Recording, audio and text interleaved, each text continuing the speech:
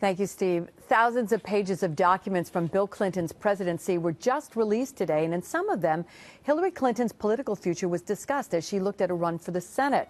And joining us now, our political analyst, New York Post state editor, Fred Dicker. And Fred, I just loved reading the coaching points for Hillary Clinton on dealing with the wily New York press. It didn't say wily, but one would assume that was the word they were thinking of when they put this together. And it was fascinating. It really was. I mean, it's historical now. It's not. I don't think it has any impact today, but it sure was interesting. I agree. It also is kind of an inherent criticism of the First Lady. I mean, she had already been First Lady of the United States for some 7 years at this point. She had been First Lady of Arkansas. She certainly was experienced on her feet dealing with the press. And here's this Mandy Grunwald memo sent to her in 1999 as Hillary Clinton is coming into New York as a carpetbagger to run for the U.S. Senate. And it's got such juicy things as, be careful to be real. There's one you really have to be careful of. Let me read a couple of others. It says, no matter what the question you're asked by the press, use your answer to get to your message, not what the press wants.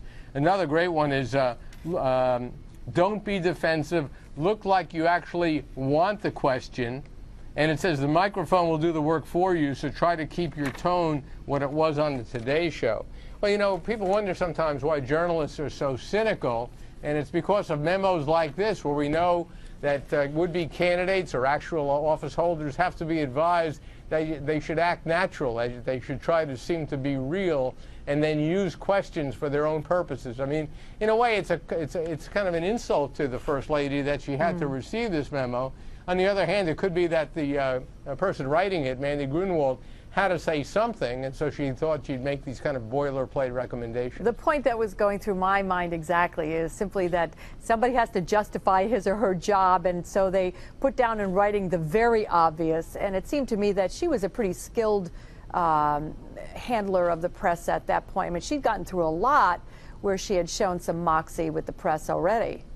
But you would think that Mandy Grunwald, who was a key aide to President Bill Clinton as well as to Hillary, would have known Hillary Clinton well enough so that she wouldn't, in effect, be insulting her by making these kinds of recommendations. We don't know for sure, but so far anyway, this is the most amusing of the documents to come out. And I think, as you suggested at the beginning, there's no bombshell or smoky gun that, so far anyway, is going to damage the former senator and Secretary of State from New York. The one that I thought was interesting and maybe would have been helpful was where she said, don't use the administration's record as your own. Don't say, don't in fact use your husband and his accomplishments, come up with your own. And I thought, well, you know, that one I guess resonated with me on some level, that I thought, well, that was helpful. I agree. You have to keep the context of the times, though, in mind. This is right after Monica Lewinsky. It's when Whitewater was still resonating out there. There were questions still being raised about Bill Clinton. So I think that's part of what the motive was. And they wanted to distance the First Lady from her husband because of all the negatives that President Bill Clinton, who had just been impeached also, we should note, had at the time. Yeah, Mandy Grunwald could have put this together to say that if she gets it wrong, it's not my fault. Absolutely. So, all right, Fred, thanks very much. And you can hear Fred's radio program live from the state capitol every weekday morning, 10 to 11 on Talk 1300 AM.